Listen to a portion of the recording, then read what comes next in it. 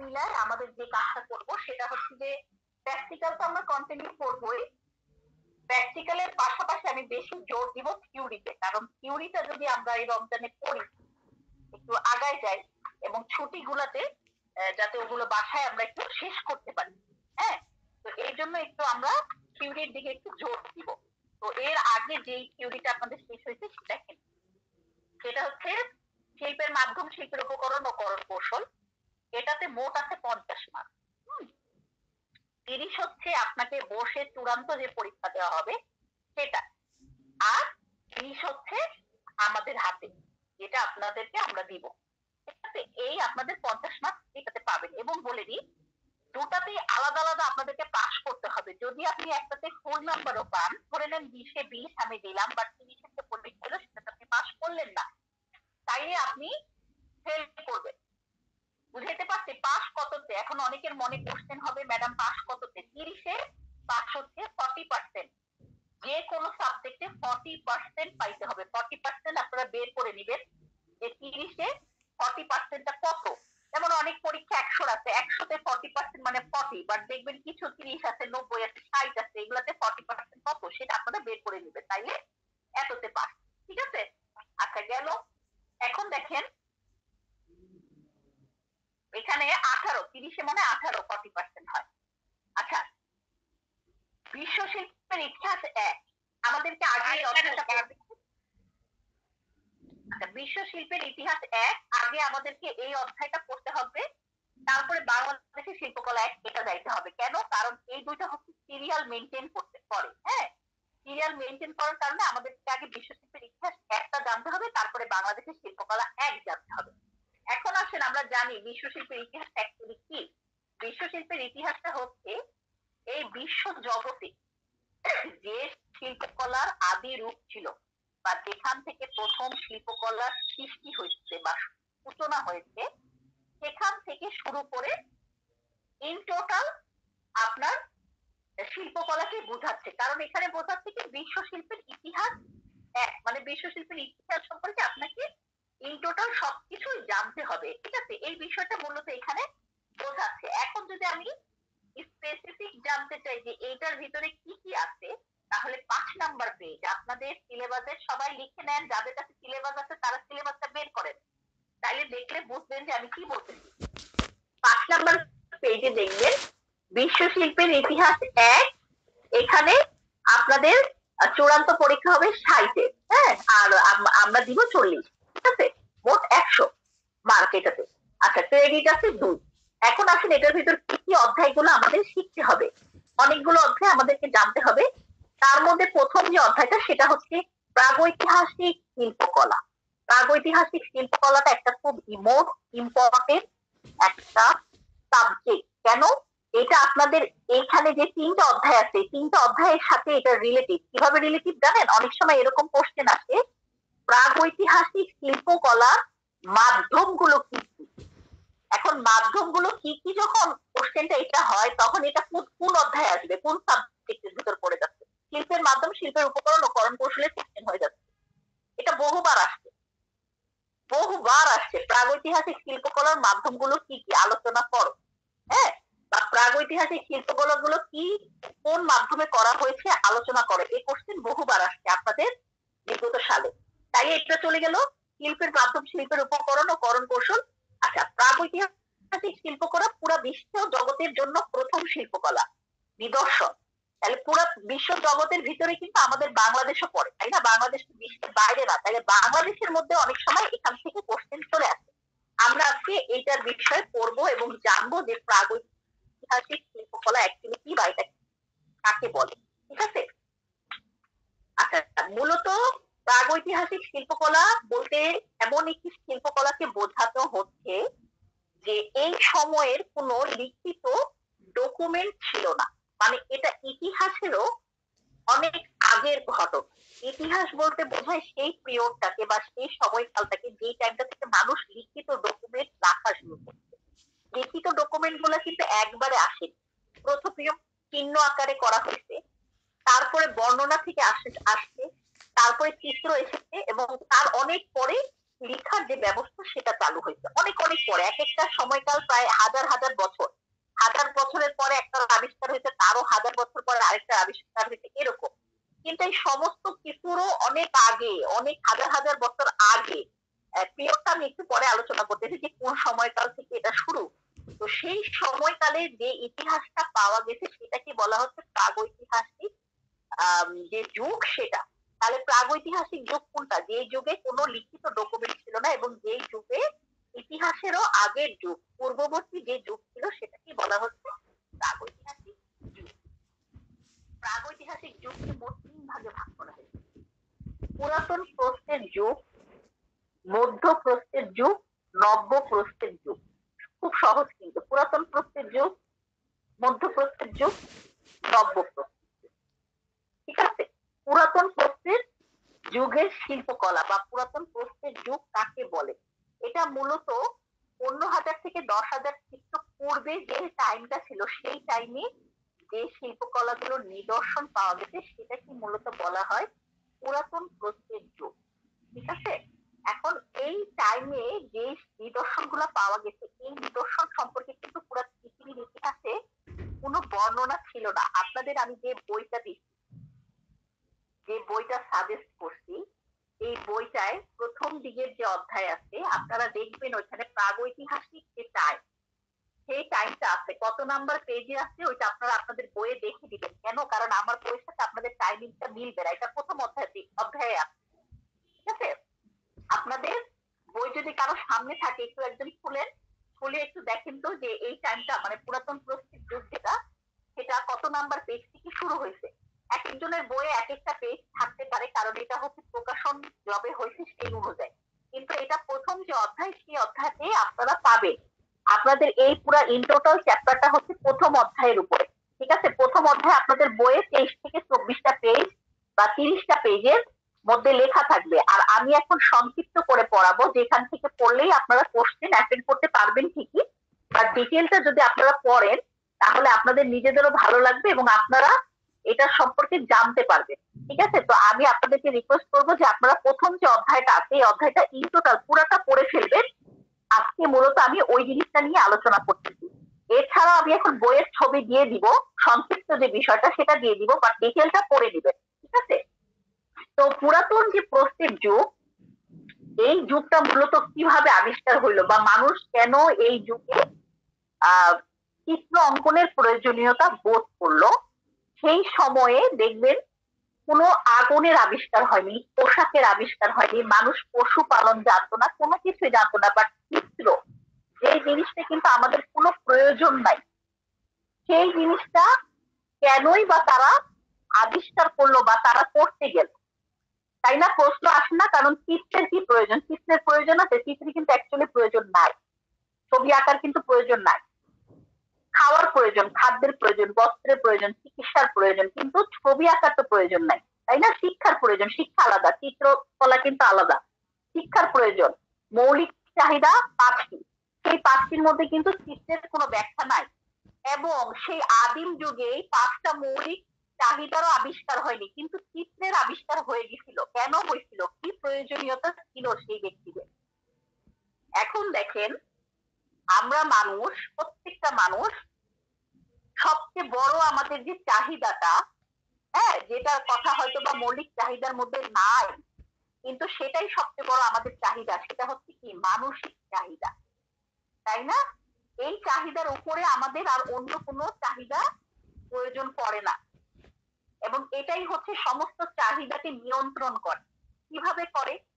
যেমন কালকের দিনটাই ধরেন, আমরা যারা মুসলমান, আমরা যে যে নামাজ পড়ছি বা আমরা আমাদের একটা স্টাইল, একটা ধর্মীয় বিশ্বাসকে পালন করেছি, তাই না? এটা কি আমাদের সাথে জড়িত এবং এটা কিন্তু আমাদের একটা শান্তি দেয়।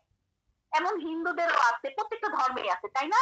এবং এই যে শান্তিটা, এই শান্তিটা কোথা থেকে আসে? মানসিক যে একটা আমাদের কল্পনা, মানসিক যে একটা চিন্তা, সেখান থেকে কিন্তু আসতেছে। তো এই চিত্রকলাটা আমাদের মানসিক যে শান্তি সেটার সাথে জড়িত। কিভাবে জড়িত বা সেই সময়ের মানুষটা কিভাবে এটা ফিল করছে? আদিম যুগে যে মানুষ ছিল সেই মানুষদের কাছে আগুন ছিল না, সেই মানুষদের কাছে অস্ত্র ছিল না, খাদ্য কিভাবে তৈরি করতে হয় তা জানা ছিল না, কোনো কিছুই ছিল না, তাইলে তারা ডিপেন্ড ছিল ন্যাচারের উপরে, প্রকৃতির উপরে। প্রকৃতি তাদেরকে যা দিত তাই সেটার উপরে নির্ভর করে তাদেরকে জীবন মানে জীবিকা অর্জন করতে হইতো বা বাঁচতে হইতো। তাইলে এখন দেখেন তারা কি করত, তারা ধরেন একটা শিকারে বের হইছে, তাদের সামনে খুব সহজ একটা প্রাণীর কথা বলি, গরু। গরু একটা খুব সহজ একটা সাদা মাথা একটা প্রাণী, তাই না? এর থেকেও কিন্তু জঙ্গলে আরো অনেক বেশি ভয়ঙ্কর প্রাণী আছে, কারণ আদিম মানুষরা বাস করতো কোথায়? ঘর বাড়ি তো ছিল না সেই সময় অবশ্যই, তার মানে তারা বাস করতো কোথায়? গুহায়। বিভিন্ন জঙ্গলের পাহাড়ের মধ্যে যে গুহাগুলো আছে সেই গুহায় তারা বসবাস করত, এবং সেই গুহাগুলোর ভিতর থেকে তারা বের হয়ে আসতো যখন তাদের খিদা লাগতো, তখন কি করার জন্য? পশু শিকার করার জন্য। এখন পশুর মধ্যে ধরেন একটা বন্য শুকুরের কথাই ধরেন, একটা হরিণের কথাই ধরেন, আর একটা গরুর কথাই ধরেন। এখন এই যে প্রাণীগুলো, এই প্রাণীগুলোর সামনে মানুষ, আমরা মানুষ হিসাবে কি অনেক অসহায়। একটা গরু যদি দৌড়ায় আমাদের উপরে আসে, আমরা শেষ, তাই না? একটা গরুর সামনে কিন্তু আমরা কিছুই না। এবং বন্য যে প্রাণীগুলো সেগুলো কিন্তু আরো অনেক বেশি হিংস্র, অনেক বেশি আকৃতিতে বড়, এবং কি হয়, অনেক বেশি চতুর হয় সাধারণ মানুষের থেকেও, বা নর্মাল আমরা এখন যে প্রাণীগুলোকে ধরেন আমরা যে পালি গরু, এদের থেকেও বন্য গরুরা আরো অনেক বেশি চতুর হয়। তো এই যে প্রাণীগুলোর সামনে যখন মানুষ পড়তো, মানুষ কি হইতো, প্রাণী আসতো আক্রমণ করতো এবং মানুষের জীবন শেষ। ঠিক আছে, তো এখন তারা তো অসহায়, অনেক অসহায় ফিল করতেছে। এখন তারা কি করলো, তাদের ভিতরে একটা বিশ্বাস জন্ম নিল, এবং এই বিশ্বাসের নাম ছিল জাদু বিশ্বাস। এই বিশ্বাস থেকে তারা চিত্র অঙ্কন করলো। কিসের চিত্র অঙ্কন করলো? যে প্রাণীটিকে তারা মারবে সেই প্রাণীটা তারা চিত্র অঙ্কন করলো, এবং সেই চিত্র অঙ্কন করে সেই চিত্রের মধ্যে তারা বিভিন্ন ধরনের তীর মারলো। তীর তো আবিষ্কার হয়নি, মানে পাথর মারলো বা একটা লম্বা কাঠি ছুঁড়ে মারতেছে, তার সামনে নাচতেছে, লাফাচ্ছে। মানে এটা কিন্তু একটা বিশ্বাসের জন্ম। তখন কিন্তু কোনো ধর্মের আবিষ্কার হয়নি, বা বিশ্বাস যে একটা জিনিস সেটা কিন্তু মানুষের ভিতরে সুপ্ত অবস্থায় ছিল, এবং সেটার আবিষ্কার হইলো। কিভাবে আবিষ্কার হইলো? চিত্রকলার মাধ্যমে। চিত্রটা আঁকলো এবং সেটার উপরে সে বিশ্বাস ঢাললো, ঢেলে তার সামনে সে অনুষ্ঠান পালন করলো, এবং সেই অনুষ্ঠান থেকে তাদের মনে একটা বল আসলো যে আজকে বোধহয় আমি যাব ওই প্রাণীটাকে মারতে, এবং মারতে পারবো। কেন মারতে পারবো? কারণ আমি এই অনুষ্ঠানটা পালন করছি। এই যে বিশ্বাস, যেমন কালকেই আমরা যখন নামাজ পড়ি, আমরা কিন্তু একটা বিশ্বাসের সাথে নামাজ পড়ি, করি না? এখন হ্যাঁ, সব বিশ্বাসের মধ্যে না, ওই বিশ্বাসটা ওই সময় ওরকম প্রখর ভাবে মানুষের ভিতরে কাজ করছে, যেমন এখনো আমাদের ভিতরে কাজ করে। আমরা কিন্তু অনেক অসুস্থ অবস্থায় উঠে নামাজ পড়ি যে আজকে মনে হয় এটা পড়লে আমি সুস্থ হয়ে যাব, বা আজকে অমুক যে আমাদের যে আল্লাহ বলেন, গড বলেন, তার সামনে এটা চাইলে আমি হয়তো বা এটা পেয়ে যাব, কিন্তু তাকে কিন্তু আমরা দেখিনি কখনো, তার অস্তিত্ব কিন্তু নাই, কিন্তু আমরা বিশ্বাস করি। এই যে বিশ্বাসটা, এই যে অনুভূতিটা, এটা কিন্তু একটা অনেক স্ট্রং একটা ফিলিং। হ্যাঁ, তো এই ফিল থেকে তারা যখন বিশ্বাস করে নামতো, এবং তারা কি করতো, দেখতো কি মারতে যাচ্ছে, মরেও যাচ্ছে প্রাণীটা। এই যে বিশ্বাস থেকে যে তারা এই কার্যক্রমটা সম্পন্ন করতো এবং এটাতে তারা সফলও হইতো, এর থেকেই কিন্তু চিত্রকলার আবিষ্কার শুরু হইলো। ঠিক আছে, তাইলে আমরা এখানে পাচ্ছি আদিম যুগে সর্বপ্রথম পৃথিবীর ইতিহাসে মানুষের দ্বারা আবিষ্কার হয়েছে কোন জিনিস, এটা কিন্তু অনেক জায়গায় জানা নাই বা অনেকে জানে না। সেটা হচ্ছে যে মানুষ সবার প্রথম আবিষ্কার করছে চিত্র। চিত্রের আগে মানুষ কোনো কিছুই আবিষ্কার করতে পারেনি। ঠিক আছে, মানুষ সর্বপ্রথম, মানুষের আবিষ্কার হচ্ছে চিত্রকর্ম, এবং চিত্রকর্মটা তারা তাদের ভিতরের বিশ্বাস থেকে আবিষ্কার করছে, এবং এই বিশ্বাসটার নামই ছিল জাদুবিদ্যা। এখনো কিন্তু আমরা অনেক আদিবাসীদের বিভিন্ন দেখবেন যে মুভি বা বিভিন্ন চিত্রকর্মে দেখবেন যে আদিবাসীরা বিভিন্ন কিছু ছবি আঁকে এবং তার সাথে লাফালাফি করে। হ্যাঁ, মানে অনেক পুরনো চিন্তা ভাবনা বলতে পারেন, বা আধুনিকতার ছোঁয়া যাদের ভিতর লাগে নাই, তারা কিন্তু এখনো এই স্টাইল গুলাতেই কাজ করতেছে। আচ্ছা, সেই সময়ে পুরাতন প্রস্তরের যুগে গুহা চিত্রের মধ্যে সবচেয়ে পরিচিত চিত্র হচ্ছে স্পেনের আলতামিরা এবং ফ্রান্সের লাস্কো আইতিলে। এই তিনটা গুহা পাওয়া গেছে, এবং এই তিনটা হচ্ছে ইতিহাসেরও অনেক পূর্বের তিনটা গুহা, যার আগে কোনো নিদর্শন পৃথিবীর মধ্যে নাই, এবং তার মধ্যেই পাওয়া গেছে এই চিত্রকর্ম। ঠিক আছে, আলতামিরা গুহাটা আবিষ্কার হয় 1879 সালে। এটার সময়কাল হচ্ছে 15,000 থেকে 10,000 খ্রিস্টপূর্বে। এটার স্থান হচ্ছে উত্তর স্পেনে। এই গুহার অঙ্কিত চিত্রকর্মগুলোর মধ্যে রয়েছে ষাঁড়, হরিণ, বাইসন ও বন্য শুকুরের চিত্র। এগুলো আঁকা হয়েছে বলিষ্ঠ ও প্রাণবন্ধ রেখার মাধ্যমে। বলিষ্ঠ ও প্রাণবন্ধ রেখা মানে কি জানেন? ওই যে ওভাল সার্কেল নিয়ে আমি আলোচনা করি এবং যেগুলোর পরে আমি বলি যে এক লাইনে আপনাদেরকে আঁকতে হবে, গোল হয়ে যাইতে হবে, সেটাকেই বোঝানো হয়। মানে এতটা বলিষ্ঠ রেখা ছিল যে তারা একটা দাগের মাধ্যমে একটা গরু এঁকে ফেলতে পারত। হ্যাঁ, ওই যে জয়নুল আবেদিনের চিত্রকর্মগুলো যার কারণে অনেক বিখ্যাত, এটাই হচ্ছে তার কারণ, বলিষ্ঠ ও প্রাণবন্ধ রেখা। ঠিক আছে। আচ্ছা, এখন কথা হচ্ছে যে ওই সময় তো কোনো কিছুর আবিষ্কার হয়নি, তাহলে তারা চিত্রকর্ম আঁকছে কি দিয়ে, তাই না? অনেকে বলে ফেলে কি কয়লা দিয়ে আঁকছে। কয়লার আবিষ্কার হবে কোথেকে? কয়লা তো কাঠ পুড়াইলে তারপরে কয়লা পাবে। কয়লা কই পাচ্ছেন এখানে? এখানে তো আমি বলেই দিচ্ছি, বারবার বলতেছি, আর বারবার এই ভুল হয়। 100টা খাতা দেখে 50টা খাতা এই ভুল পাই। ঠিক আছে, যে তখন চিত্র আঁকছে কয়লা দিয়ে। কেন? ওই যে কয়লা যে আদিম মাধ্যম, শিখছেন। এখন আদিম বলতে আপনি ভাবেন এইটাই, কিন্তু এটা তো ইতিহাসের পূর্বেরও যুগ, আদিমের আদিম, অনেক আদিম। আচ্ছা, এইখানে হচ্ছে তারা লাল ও মেটে হলুদ যে রেখার সাহায্যে চিত্র এঁকেছে। মেটে হলুদটা কি? মেটে হলুদটা হচ্ছে মাটি। আমরা যদি হাঁটি দেখবো অনেক প্রকারের মাটি পাওয়া যায়। আপনি আপনার গ্রামে বা আপনি যে অঞ্চলে থাকেন সেই অঞ্চলে মাটির দিকে তাকাবেন, তাকাইতে তাকাইতে কোনো জায়গায় যাবেন, দেখবেন এক এরিয়ার মাটি একরকম, তারপরের এরিয়াতে গেলে মাটি আরেক রকম। আর পাহাড়ি মাটির যদি আমি কথায় আসি, তাহলে সেখানে চুন মাটি থেকে শুরু করে হলুদ মাটি, লাল মাটি, মেটে মাটি, অনেক রকমের মাটি পাওয়া যায়। লালচে মাটি, মেটে মাটি, হলুদ মাটি, সাদা চুন মাটি, সবই তো মাটি থেকে আসে। এই কালার গুলো আসে না, বিভিন্ন কালারের মাটি পাওয়া যায়। তো দেখেন লাল রংটা আসছে কোথেকে? লাল রংটা আসছে, লাল তো মাটিও আছে, তার পাশাপাশি এই যে পশুগুলো যে তারা মারতেছে, এই পশুর গা থেকে যে রক্তটা বের হচ্ছে, এই রক্তটার রং কি? লাল, তাই না? এবং রক্তের একটা বৈশিষ্ট্য আছে, সেটা হচ্ছে যে রক্ত যদি আপনি কোথাও লাগায় দেন এবং সেটাকে যদি শুকান, পরবর্তীতে একসময় রক্ত উঠানো কঠিন ব্যাপার, উঠবে না। আর যদি উঠানোর ইচ্ছা না থাকে, ওইটা ওখানে রঙের মতন অনেক বছর থেকে যাবে। ঠিক আছে। তো এই এই রং দিয়ে তারা চিত্রকর্ম আঁকছে। ঠিক আছে।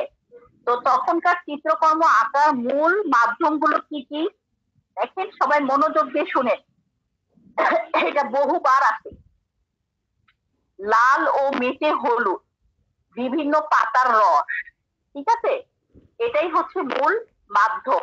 তারা মূলত বিভিন্ন পশুর রক্ত, বিভিন্ন পশুর রক্ত, বিভিন্ন কালারের মাটি এবং কি বিভিন্ন চুন মাটি ব্যবহার করতো, এবং পাতার রস। পাতার রসও কিন্তু একটা ডাইং প্রসেসিং। পাতার রস থেকে আপনারা শুনছেন না ভেজিটেবল টাইডাই? ভেজিটেবল টাইডাই কি ব্যবহার করা হয়? বিভিন্ন ধরনের পাতা, গাছের বাকল, খয়ার, এগুলোকে ব্যবহার করা হয়। নেচার থেকেও কিন্তু অনেক কালার পাওয়া যায়, এবং প্রথমত আদিম যে মাধ্যম ছিল সেটা নেচার থেকে কালার সংরক্ষণ করা হয়েছে। আস্তে আস্তে যত আধুনিক হয়েছে তখন যায় না বিভিন্ন কৃত্রিম উপায়ে রং আবিষ্কার হচ্ছে, কিন্তু প্রথম কিন্তু নেচার থেকে কালারটা সংরক্ষণ করা হয়েছে। ঠিক আছে। আচ্ছা, এরপরে দেখেন আলতামিরা গুহা সম্পর্কে বললাম, এখন আসেন লাস্কো গুহা। লাস্কো গুহারও সময়কাল সেম, 1500 থেকে 10,000 খ্রিস্টপূর্বে। আবিষ্কারের সময়কাল হচ্ছে 1940 সাল, এবং স্থান হচ্ছে ফ্রান্সের দোর্দন। এই গুহাটি কয়েকশো ফুট চওড়া এবং 4,000 ফুট দীর্ঘ। গুহার চিত্রাবলী একদিকে যেমন বাস্তব প্রাণবন্ধন, অপর দিক দিয়ে হচ্ছে আধুনিক। এবং এই গুহায় যে জিনিসটা অনুভব করা হয়েছে যে এই সময় মানুষের ব্রেন আরো সচল হয়েছে এবং মানুষ আরো চিন্তা ভাবনার দিক দিয়ে গভীর হয়েছে। কারণ এর আগে আলতামিরা গুহায় তারা শুধুমাত্র লাইনের মাধ্যমে চিত্র এঁকেছিল, কিন্তু এই সময় লাইনের পাশাপাশি তারা ওই চিত্রের মধ্যে বিভিন্ন ধরনের গড়ন, ফোঁটা, চতুর্ভুজ ও রেখা এঁকেছে। তার মানে কি, জ্যামিতির যে একটা, ধরেন একদিনে তো জ্যামিতি চলে আসে নাই, একদম রাতারাতি কি মানুষ একদম ত্রিভুজ চতুর্ভুজ সরাসরি আঁকা শুরু করছে না। প্রথমে মানুষ ওই হালকা একটু সূক্ষ্মভাবে কাজ করছে যে এটা দেই, এমন কিছু একটা করি, আস্তে আস্তে ডেভেলপ হয়েছে। হ্যাঁ, তো ওই সময় আলতামিরাই গুহায় পাওয়া যায়নি, বাট লাক্টো গুহায় যে চিত্রগুলো আছে তার মধ্যে জ্যামিতিক বিভিন্ন ফর্ম পাওয়া গেছে, এবং সেই ফর্ম গুলো বিভিন্ন ধরনের বরণ, চতুর্ভুজ, ফোঁটা এবং রেখা পাওয়া গেছে। এই সময় গুহার মধ্যে হরিণ, বাইসন, ঘোড়া ইত্যাদির বিভিন্ন ধরনের চিত্রকর্ম পাওয়া গেছে। এটা আমরা কোথায় পেলাম? লাক্টো। তার মানে আমরা এটা ভাবতে পারি, যেমন ধরেন আলতামিরা গুহাটা একটা নির্দিষ্ট সময়কাল দেওয়া হয়েছে, তাই না? 15,000 থেকে 10,000 খ্রিস্টপূর্বে। এমন হইতে পারে না এই লং টাইম, ধরেন 5,000 বছর পরে, 5,000 মানে কি কত টাইম? অনেক টাইম, তাই না? 5,000 বছর পরে যায় হয়তোবা লাস্কো গুহাটার আবিষ্কার হয়েছে। এবং মানুষ করতো কি দেখেন, ওই সময় এক জায়গায় তো অনেকে থাকতো, একসাথে ধরেন আছে 5 জন 10 জন আছে, বাচ্চা হচ্ছে বাচ্চা হচ্ছে, তখন কি হইলো, দেখা গেল কি বেশি মানুষ হইলে কিন্তু খাদ্যের অভাব হইতো। তখন কি করতো, আলাদা হয়ে যেত গোষ্ঠী, তারা সমঝোতার মাধ্যমে বা হয়তো বা একটা তারা যুদ্ধ করতো বা একটা ফাইট করতো বা একটা খেলা খেলতো যে যে জিতবে সে এখানে থাকবে, আরেকজন হাটে আরেক দিকে চলে যাবে। কেন? কারণ এই জায়গাটায় খাওয়ারের অভাব হচ্ছে, মানুষ বেড়ে গেছে। হ্যাঁ, তো সেই তুলনায় তো নেচারটাকেও ওইভাবে মেনটেন করতে হবে, তখন মানুষ এভাবে মেনটেন করতো যে মানুষ এই জায়গা ছেড়ে চলে যেত। তো চলে যাওয়ার ফলে বা কোন একটা কারণে হয়তো বা লাস্কো গুহাতে কি হলো, মানুষের যে চিত্রকর্ম সেখানে কিন্তু একটু বেশি আধুনিকতার ছোঁয়া পাওয়া গেল। ঠিক আছে? এবং আমরা আরো কিছু জিনিস দেখি, যেমন এই গুহাগুলো কিন্তু কেউ ইচ্ছাকৃত ভাবে আবিষ্কার করেনি বা অনেক আগে আবিষ্কার হয়েছে তা না। দেখেন 1869 সালে এবং 1940 সালে আবিষ্কার হয়েছে, তাই মানে খুব বেশি দিন আগে না। এবং এই গুহার ইতিহাসটা আপনারা ওই বইয়ের মধ্যে পাবেন যে এগুলো মূলত মানুষ কি খেলার ছলে না জেনে, ধরেন হঠাৎ করে এমনি হাঁটতে হাঁটতে চলে গেছে, দেখতে একটা বড় গুহা, ফিরে ভিতরে ঢুকছে, ঢুকে দেখছে যে ছবি ছবি তুলছে মোবাইল দিয়ে। গুহার ভিতর তো অনেক অন্ধকার, মোবাইল দিয়ে ছবি তুলে হয়তো বা ফেসবুকে পোস্ট করে ফেলছে। এইভাবে করে ছড়াইছে, ছড়ানোর পরে যখন গিয়ে কার্বনেট পদ্ধতির মাধ্যমে ওগুলা টেস্ট করা হয়েছে তারও বহু বছর পরে, তখন যাই দেখতেছে কিরে এটা তো এখনকার না, এটা তো হাজার হাজার হাজার বছর আগে। হ্যাঁ, মানে ইতিহাসের অনেক আগে। আস্তে আস্তে এখন বর্তমান যে অবস্থায়, এখানে কিন্তু এই গুহাগুলো আপনাদেরকে ঢুকতে দিবে না। একসময় ঢুকা যেত, এখন ঢুকতে দেয় না। কারণ ওই যে মানুষ যখন যাওয়া শুরু করছে, মানুষের যে নিঃশ্বাস, এই নিঃশ্বাসের গন্ধে গুহার চিত্রকর্ম নষ্ট হতে শুরু করছে। তাই এই গুহাগুলোকে একেবারে সিল করে দেওয়া হয়েছে। এখন বিশেষ মানুষ ছাড়া ওখানে সবাই ঢুকতে পারে না, সাধারণ মানুষের জন্য ওইটা ঢুকার জায়গা না। ওখানে বাইরে ছবি টবি দিছে, ভিতরে কি আছে ওগুলা ডিটেল আছে, সব আছে, বা ঢুকা যাবে না। গুহার ভিতরে সম্পূর্ণরূপে সিল করা। ঠিক আছে? আচ্ছা, এরপরে দেখেন আমরা ওই সময়ের একটা ভাস্কর্য পাই। এই ভাস্কর্যটাকে বলা হয় ভেনাস অফ উইলেন্ডর্ফ। আমি দিয়ে দিব, এগুলা ভয়ের কিছু না, এগুলা সব দিব। ভেনাস অফ উইলেন্ডর্ফ, এই ভাস্কর্যটা মূলত হাত দিয়ে তৈরি করা খুব সুন্দর কোনো ভাস্কর্য এরকম না। এটা একটা পাথরের উপরে আরেকটা পাথর, আরেকটা পাথরের উপরে আরেকটা পাথর, এভাবে করে একটা ভাস্কর্য তৈরি করা হয়েছে। এবং এই ভাস্কর্যটা মূলত মাতৃকা মূর্তির মতন। মাতৃকা মূর্তি বলতে কি বোঝায়?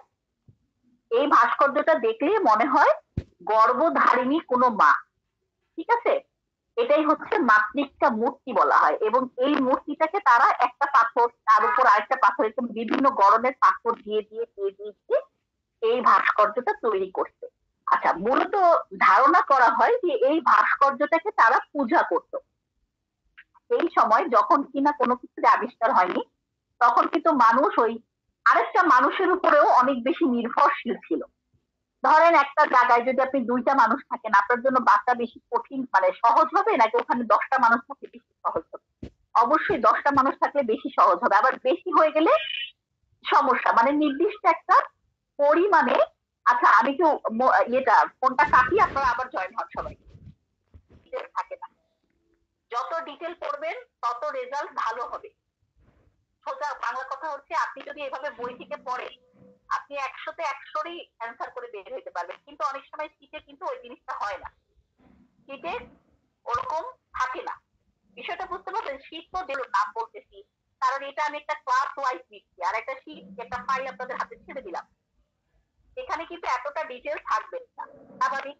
খুব নর্মাল। হ্যাঁ, শীট পাবেন, কিন্তু এভাবে পড়লে এবং অধ্যায় অধ্যায় আলাদা দেই না, আমরা পুরো অধ্যায় মিলাই, মানে পুরো সাবজেক্টে ইন টোটাল শীট ছাড়ি, ওরকম শীট 2-3টা পাবেন যেখানে সব অধ্যায়ই থাকবে। হ্যাঁ, কারণ ওখানে প্রশ্ন আকারে থাকে। ঠিক আছে, এই তো যাই হোক শুরু করি। ভেনাস অফ উইলেন্ডফের সম্পর্কে বলতেছিলাম। তো তখন মূলত মানুষ কিসের উপর নির্ভরশীল, ধরেন আমার বাচ্চা কাচ্চা হবে, তারাও বড় হবে, তারাও শিকার করবে, তাদেরকে আমি শিকার শিখাবো। এক পর্যায়ে কিন্তু আমি বয়স্ক হয়ে গেলে বাসায় থাকবো, তারা শিকার করে আনবে, এই যে বিষয়টা। এবং একটা দল ভারী হলে কি হয়তো শিকার করতেও কিন্তু সুবিধা। হ্যাঁ, তো এই যে মানুষের উপর যে নির্ভরশীল, তো সেখান থেকে কিন্তু এই চিন্তা ভাবনাটা আসছে যে মাতৃকা ম্যাক্সিমাম দেখবেন পূজা করা হয় যে জিনিসগুলাকে, সেগুলো কিন্তু মহিলাদের, পুরুষের সংখ্যা কম। পুরুষও আছে, আমি বলবো না যে পুরুষ নাই, পুরুষকেও পূজা করা হয়, ঠিক আছে, কিন্তু বেশি, তুলনায় বেশি পূজা করা হয় মহিলাদেরকে। কেন? কারণ এই যে চিন্তাটা, এটা কিন্তু আদিম যুগ থেকে মানুষের ব্রেনে আসছে। কারণ বাচ্চা যেহেতু জন্ম দিতে একটা নারী, তো সেই চিন্তা থেকে যে মাতৃকা মূর্তির পূজা, সেই প্রথম আবিষ্কার হলো যে একটা মাতৃকা মূর্তি তৈরি করি। কারণ প্রথমে তারা হচ্ছে চিত্রকর্মর সামনেই অনুষ্ঠান করতো, কিন্তু পরবর্তীতে সেটা থেকে থ্রিডি যে ডাইমেনশনটা, মানে একটা জিনিস যেটা চারদিক থেকে দেখা যাবে, অনুভব করা যাবে, সেখান থেকে এই মাতৃকা মূর্তির যে চিন্তা ভাবনাটা সেটা আসলো। এবং এটা হচ্ছে ভেনাস অফ উইলেন্ডফ, এই মাতৃকা মূর্তিটার নাম। এবং এটা একটা গর্ভধারিণী মাতৃকা মূর্তিকে বোঝানো হয়েছে। এটার সময়কাল হচ্ছে 25,000 থেকে 2,000 খ্রিস্টপূর্বে। সময়টার তফাৎটা দেখেন, ওখানে আমরা 15,000 থেকে 10,000 খ্রিস্ট পূর্বে পাইলাম, এখানে আমরা পাইলাম 25,000 থেকে 20,000, মানে কত হাজার বছর পরে যা এটার আবিষ্কার হয়েছে। হ্যাঁ, তত হাজার বছর তারা কিন্তু ওই পর্যন্তই ছিল, তারপরে প্রায় এটার আবিষ্কার হলো। এটার উচ্চতা হচ্ছে 4 ইঞ্চি বাই 4 ইঞ্চি। হ্যাঁ, মানে এটা উচ্চতায় যতটুকু, চওড়াতেও ততটুকুনি, কাছাকাছি। ঠিক আছে, উপকরণ লাইমস্টোন। লাইমস্টোন হচ্ছে এক ধরনের ফাঁপা, এক ধরনের পাথর। হ্যাঁ, মানে পাথরটা হচ্ছে খুব সফট বা সলিড না, ফাঁপা টাইপের এক ধরনের পাথর। এবং এখনো বর্তমানে এই লাইমস্টোন দিয়ে প্রচুর ভাস্কর্য তৈরি করা হয়।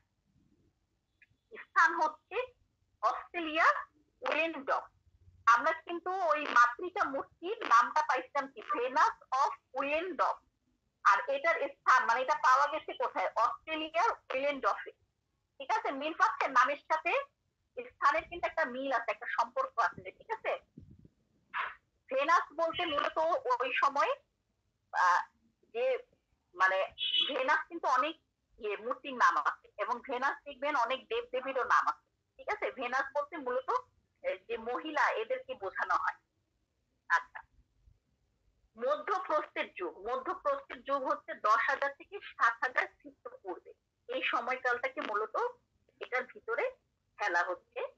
মধ্যপ্রস্থের যুগ পৃথিবীর মানে ভূপ্রকৃতির একটা বিরাট পরিবর্তনের সময় এটাকে ধারণা করা হয় যে এই যুগটার আবিষ্কার হয়েছিল। কারণ তখন মানুষ গুহা ছেড়ে দলবদ্ধ হয়ে বসবাসের যে একটা প্রবণতা বা বসবাসের চিন্তা ভাবনা, সেইটা মানুষের ভিতরে দেখা গেছে। তার মানে কি, তার মানে তাদের চিন্তা ভাবনার মধ্যে অনেক ডেভেলপ হয়েছে। তারা গুহার ভিতর না থেকে দলবদ্ধ হয়ে কোথাও যায় বসবাস করবে, দলবদ্ধ হয়ে তারা শিকার করবে, দলবদ্ধ হয়ে তারা কোনো কাজ করবে, সেই প্রবণতা দেখা গেছে। এবং সেটা কোথায় দেখা গেছে, তখন তো কোনো মানুষ, এটা তো কোনো ইতিহাস নাই, তাই না, এটা লেখারও অনেক আগে। দেখা গেছে যে ওই সময় চিত্র পাওয়া গেছে, এবং সেই চিত্রগুলা, সেই চিত্রের মধ্যে একটা চিত্র হচ্ছে ম্যাচিং ওয়ারিয়র। ম্যাচিং ওয়ারিয়র যে চিত্রকর্মটা পাওয়া গেছে, এই চিত্রকর্মের সময়কাল হচ্ছে 8,000 থেকে 3,000 খ্রিস্টপূর্বে। এটার উচ্চতা 9 ইঞ্চি। স্থান হচ্ছে স্পেনে। এবং এখানে দেখা যাচ্ছে এই চিত্রকর্মটায় অনেকগুলা মানুষ একসাথে হয়ে শিকার করতেছে। ঠিক আছে, এই যে একটা চিন্তা ভাবনারই যে একটা পরিবর্তন, যেমন আগে করছে কি, একটা নির্দিষ্ট পশু পাখির ছবি এঁকে তারা তার সামনে বিভিন্ন ধরনের অনুষ্ঠান পালন করছে। এবং এই চিত্রকর্মে দেখা গেল কি, তারা কিন্তু একটা স্মৃতিকে মানে রাখার চেষ্টা করছে। ঠিক আছে, বুঝাইতে পারছি? টিপেকে আটকানো, এটা হচ্ছে এখনকার চিন্তা। মানে কি অনেক বেশি মানুষের ব্রেনের যে ডেভেলপমেন্ট সেটা ঘটছে, যদিও বা অনেক হাজার হাজার বছর পরে ঘটছে, বাট ঘটছে এভাবেই তো সূক্ষ্ম সূক্ষ্ম ভাবে ঘটছে। এবং এই সময়ের পরিবর্তনটা এইভাবে আসছে যে মানুষের ভিতর দলবদ্ধ হয়ে কাজ করার যে প্রবণতা সেটা দেখা গেছে। ঠিক আছে, তারপরে সময় আসলো নব্য প্রস্থের যুগ। এই নব্য প্রস্থের যুগ হচ্ছে একটা এরকম যুগ যে এই যুগটাতেই ইতিহাসের মূল পরিবর্তন ঘটছে। কারণ এই সময় মানুষ যাযাবর যে জীবনটা ছিল সেই জীবনটাকে ত্যাগ করে ওই যে দলবদ্ধ যে মানুষগুলো, সেই মানুষগুলো নির্দিষ্ট একটা জায়গায় বসবাস শুরু করছে। এখানে তারা কৃষি কাজ শুরু করছে। কৃষি কাজ করতে আগে যা পাইতো তাই খাইতো। এই সময় তারা বীজ বপন করে ওখান থেকে শস্য উৎপাদনের যে প্রবণতা সেটা দেখা গেছে। এবং এই সময় পশু শিকার করার থেকে পশু পালন করাতে তারা গুরুত্ব দিচ্ছে। মানে এই সময় মানুষের ভিতরে পশু পালন করে সেটাকে সেটা থেকে আরো পশু হবে, সেই পশু আমি খাবো, সেই ধরনের চিন্তা ভাবনা দেখা গেছে। এবং প্রথমত এই সময় কিছু কিছু স্থাপত্যের নিদর্শন দেখা গেছে। স্থাপত্য বলতে আগে মানুষ কি বললাম, গুহা, গুহা তো প্রকৃতি নির্ভর তৈরি করতো, মানুষ তো আর না।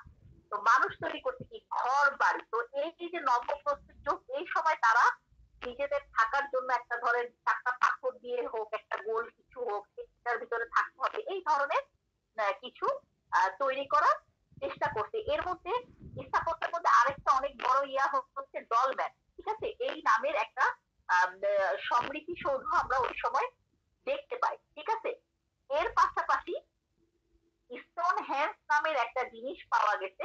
এটা আপনারা অনেকে অনেক ছবিতে দেখছেন, হয়তো বা মনে আসবে না, ছবিটা দেখে নিবেন কাছ দিয়ে, তাহলে দেখবেন এটা হচ্ছে মূলত জ্যোতির্বিদ্যা হিসাবে কাজ করছে। মানুষ ধারণা করে ফেলে, কেন প্রথমে মানুষ ভাবছে যে এই পাথরগুলো মানে এভাবেই ছিল। পরে চিন্তা করছে যে এত বড় বড় পাথর, দুইটা পাথর তার মাঝখানে একটা পাথর, দুইটা পাথর তার মাঝখানে একটা পাথর, এইভাবে একটা অনেক বড় সার্কেল তৈরি করা হয়েছে। এবং এই সার্কেল কখনোই নিজে নিজে তৈরি হতে পারে না, এটা মানুষ ইচ্ছাকৃত ভাবে তৈরি করছে। এবং এটার মাধ্যমে তারা কি হইতো, সময়ের যে একটা মানে বিষয়, সময়টার যে একটা গণনা, এই যে ক্যালেন্ডারের আবিষ্কার কিন্তু অনেক পরে, কিন্তু মানুষের এই চিন্তাটা যে সময় যাচ্ছে, বেলা দিন হচ্ছে রাত হচ্ছে, দিনের পরও কতগুলো প্রহর যাচ্ছে, এই যে বিষয়গুলো, এগুলো কিন্তু চিন্তা অনেক আগে আসছে। এবং এটা সূত্রপাত ঘটছে এই সময়। এবং এখানকার সবচেয়ে বড় আবিষ্কার হচ্ছে টাকার আবিষ্কার। টাকার আবিষ্কার বলতে কি, ওই সময় গোল কোনো কিছু একটা বানানো হয়েছে এবং যেটার মধ্যে মাটি রেখে পাত্র তৈরি করা হয়েছে। ঠিক আছে, এই যে পাত্রটা যে তৈরি করা হয়েছে এটা হাতের সাহায্য করা হয়েছে, আবার এইভাবেও চেষ্টা করা হয়েছে। ঠিক আছে, এবং এটার ভিতরে বিভিন্ন ধরনের জীবজন্তু চিত্রকর্ম খোদাই করে করে আঁকা হয়েছে। এই পাত্রগুলোতে তারা মূলত খাইতো, কিন্তু খাওয়ার থেকেও বেশি মৃত মানুষের কবরের আশেপাশে এগুলোকে দিত। ঠিক আছে, স্টোন হ্যান্সের সময়কাল হচ্ছে 2000 খ্রিস্টপূর্ব থেকে খ্রিস্টপূর্বে। এটার স্থান হচ্ছে ইংল্যান্ডে এবং এটার ব্যাস হচ্ছে 97 ফুট। ঠিক আছে, এই যে আমি যেটুকু আজকে আপনাদেরকে বললাম, এই ইন টোটাল এতটুকুনি, যেটুকু ছবি দিচ্ছি, এতটুকুনি পড়লে আপনারা আপনাদের এই বোর্ড পরীক্ষায় যত কোশ্চেন আসুক অ্যান্সার করতে পারবেন। ঠিক আছে, অ্যান্সার করতে পারবেন বলতে এই পুরাটা খুব ভালো করে পড়বেন। এখানে ম্যাক্সিমাম কি ধরনের কোশ্চেন গুলো আছে আমি সেটা যদি বলি, যেমন আসতে পারে যে পুরাতন প্রস্থের যুগ সম্পর্কে বর্ণনা করো। পুরাতন প্রস্থের যুগ ইন টোটালটা বর্ণনা করে দিবেন। আসতে পারে যে আলতামিরা গুহা কোথায়, ছোট ছোট প্রশ্ন, আলতামিরা গুহা কোথায়, এটা কবে আবিষ্কার হয়েছে, এটার ভিতরে কি ধরনের চিত্রকর্ম পাওয়া যায়। লাস্কো গুহা সম্পর্কে এই সেম জিনিস আসতে পারে। হ্যাঁ, ভাস্কর্য সম্পর্কে এখন পর্যন্ত আসেনি, আসার সম্ভাবনা আছে। খুব ছোট একটা জিনিস, যদি 2-3 বার পড়েন মুখস্থ হয়ে যাবে। স্টোন হেঞ্জ সম্পর্কে আসতে পারে। হ্যাঁ, আর এই পুরোটা ইন টোটাল সম্পর্কে আপনারা পড়বেন। সবচেয়ে বেশি হচ্ছে পুরাতন প্রস্তুত যুগ সম্পর্কে আসে। হ্যাঁ, কিন্তু আমি খুব ছোট একটা ব্যাখ্যা দিচ্ছি। দুই, এটাই কিন্তু একটা নোট, দেখেন মাত্র 2টা পাতার মধ্যে লেখা, একটা পুরো ইন টোটাল অধ্যায় শেষ আপনাদের। এটার থেকে বেস্ট নোট আপনাদের হইতে পারে না। হ্যাঁ, নোট আমরা দিব, বাট সেটার থেকেও এটা অনেক বেস্ট একটা নোট, কারণ এইটা পড়লে আপনি যত কোশ্চেন আসবে অ্যান্সার করতে পারবেন। ঠিক আছে, তো এইটা সবাই নোট করবেন এবং খুব সুন্দর করে জিনিসটা মুখস্থ করার চেষ্টা করবেন। এর মাঝখানে আমি হচ্ছে এখন প্র্যাকটিক্যাল করাবো, তারপরে বৃহস্পতিবারে আমি আবার থিওরির উপরে ক্লাস দিব। ঠিক আছে, কয়েকটা ক্লাস নেওয়ার পরে আমি হচ্ছে পিডিএফ ফাইল দিব। কারো কোনো কোশ্চেন আছে কোনো বিষয়ে?